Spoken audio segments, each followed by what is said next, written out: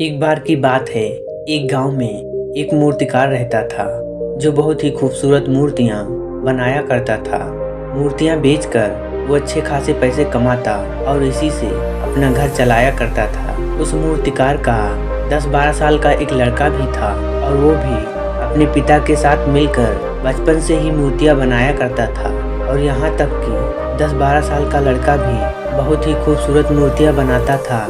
उसके पिता उसकी मूर्तियां देखकर बहुत ही खुश होते, लेकिन हमेशा उसकी बनाई हुई मूर्ति में कोई ना कोई कमी निकाल ही लेते थे।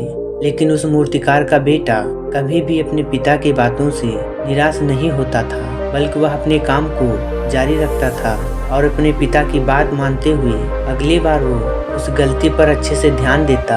अब धीरे धीरे उस बच्चे की मूर्तियाँ उसके पिता की मूर्तियों से ज्यादा अच्छी बनने लगी थी। फिर कुछ समय गुजरने के बाद लोगों ने उसकी बनाई मूर्तियों को ज्यादा दाम में खरीदना शुरू कर दिया और उसके पिता की बनाई मूर्तियों को लोग पहले के ही दाम में खरीदते थे। अब समय गुजरने के बाद वह लड़का बड़ा हो गया और वो अपने पिता से भी ज्यादा कमाने लगा, लेकिन अभी भी उसके पिता उसकी बनाई हुई मूर्तियों में कुछ ना कुछ कमी निकाल लेते थे। लेकिन अब उसके बेटे को यह बात अच्छी नहीं लगने लगी थी।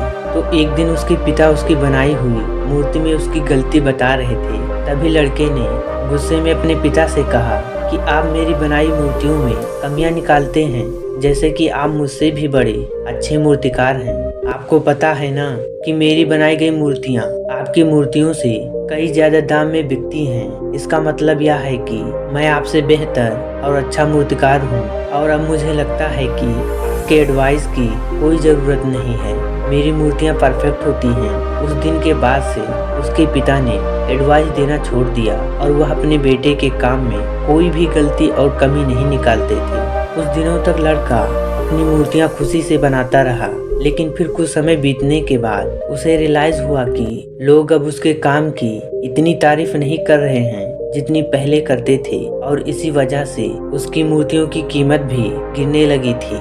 लड़के को इस बात की वजह समझ नहीं आई। उसे अपनी बनाई हुई मूर्तियों में कोई भी कमी नजर नहीं आ रही थी, जिसे सुधार कर वो फिर से अपने मूर्तियों के दाम को उठा सके। वो इस बात से बहुत परेशान हो गया और एक दिन अपने पिता के पास गया और उन्हें अपना प्रॉब्लम बताने लगा। पिता ने उसकी पूरी बात सुनी और कहा, मुझे पता था कि एक दिन ये तुम्हारे साथ जरूर होगा। ये सुनने के बाद बेटा हैरान हो गया और उसने कहा, क्या आपको पता था कि ये होने वाला है? पिता ने हाँ में सर हिलाया और कहा, क्योंकि ये मेरे साथ बहुत साल पहले हो चुका है। तभी लड़के ने कहा, फिर आपने मुझे ये चीज क्यों नहीं बताई? पिता ने कहा, क्योंकि उस समय तुम समझना नहीं चाहते थे। मुझे पता है कि मैं तुम्हारी जैसी खूबसूरत मूर्तियाँ नहीं बना सकता हूँ, इसीलिए मैं हमेशा ये कोशिश करता था कि मैं एक टीचर की तरह तुम्हारी बनाई गई मूर्तियों में कमी निकालूं, क्योंकि जो काम हम खुद करते हैं उस काम में कभी भी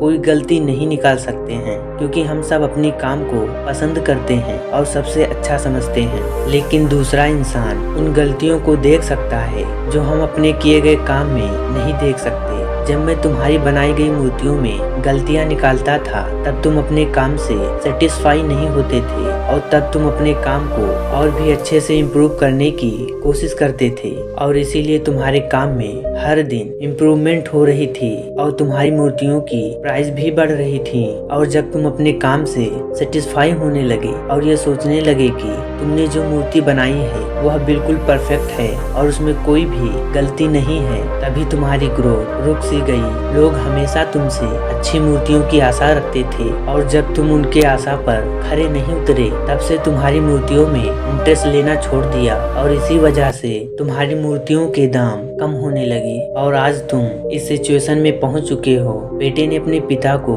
अच्छे से सुना और थोड़ी देर के लिए शांत हो गया। फिर उसने कहा, पिताजी अब मुझे क्या करना चाहिए? पिता ने कहा, बेटा डिससेटिस्फाई होना सीखो।